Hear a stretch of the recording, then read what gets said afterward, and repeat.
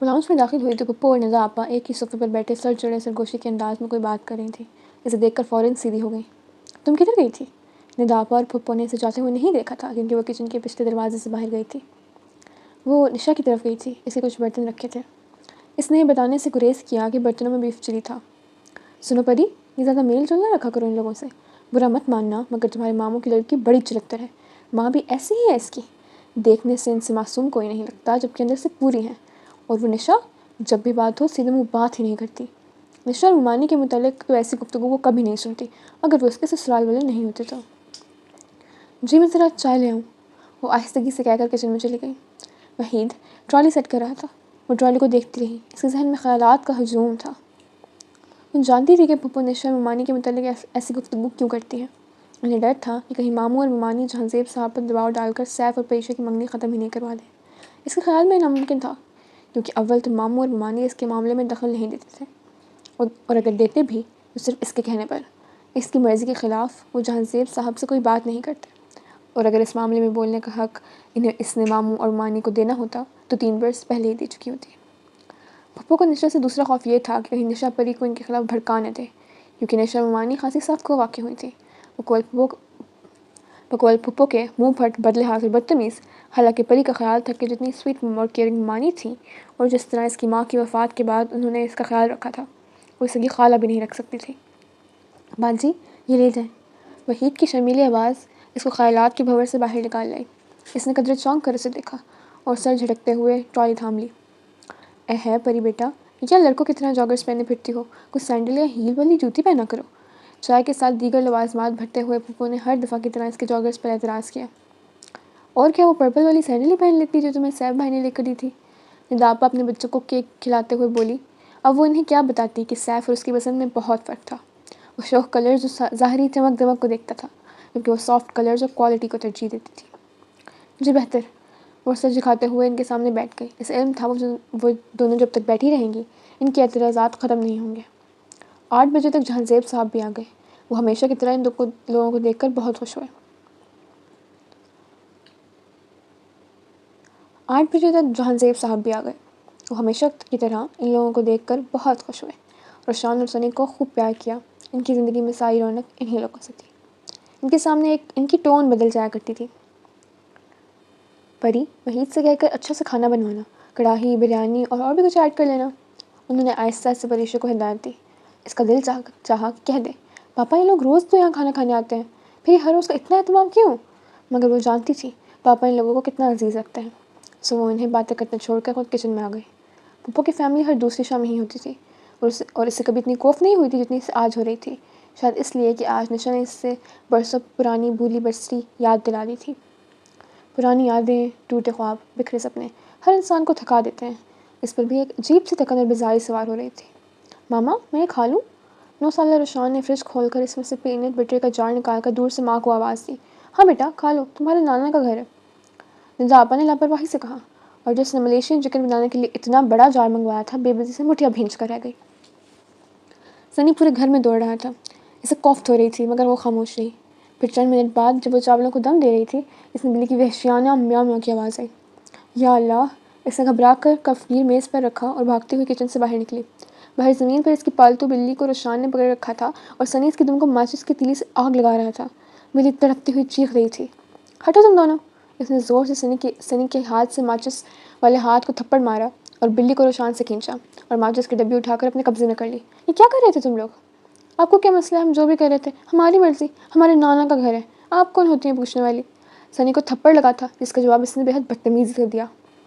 پورے دن کی کوفت، بیزاری، نشا کی آخری بات، پھپھو اور ندا آپا کے طنز اور تانے، ان دونوں کی بدتمیزیاں، اس نے سب کچھ برداشت کر لیا تھا مگر سنی کی بدتمیزی پر اس کی برداشت جواب دے گئی.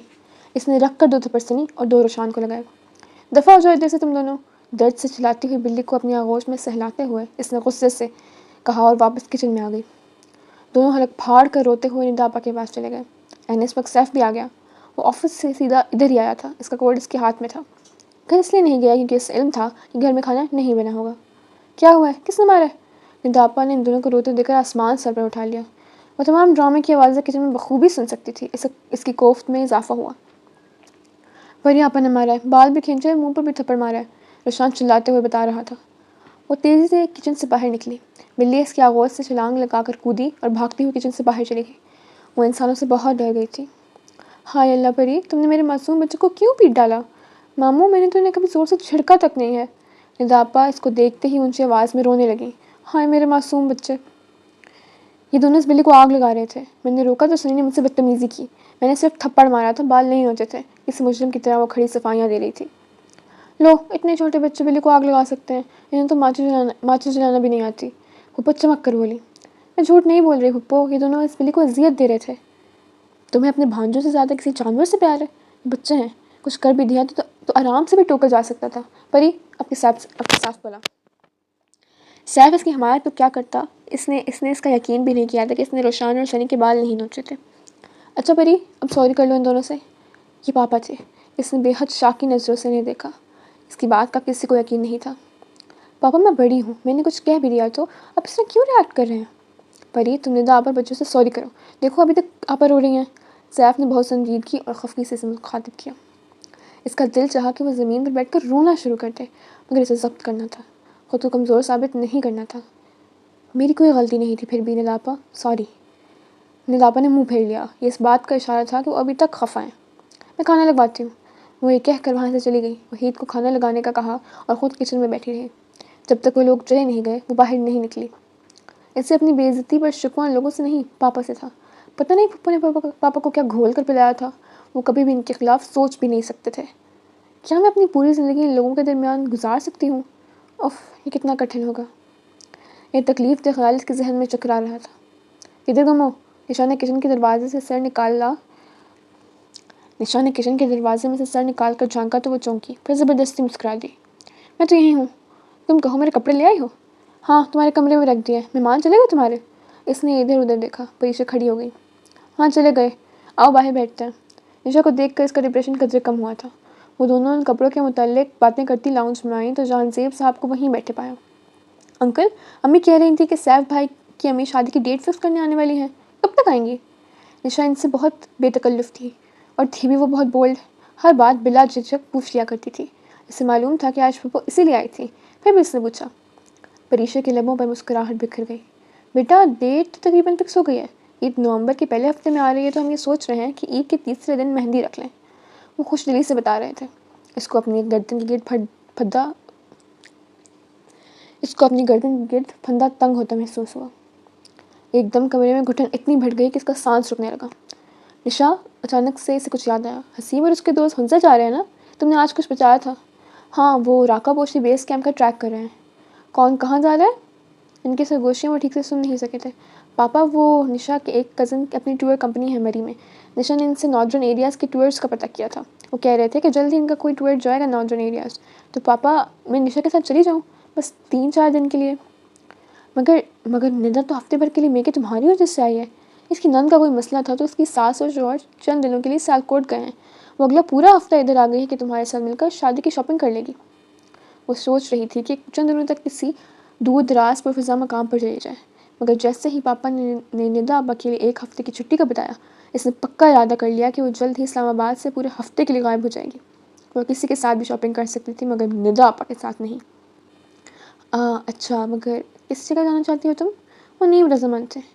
وہ جواباً کہنا چاہتی تھی کہ ہنزا، گلگت، اسکردو، مگر اسے معلوم تھا کہ ان علاقوں کا نام سن کر پاپا سختی سے انکار کر دیں گے۔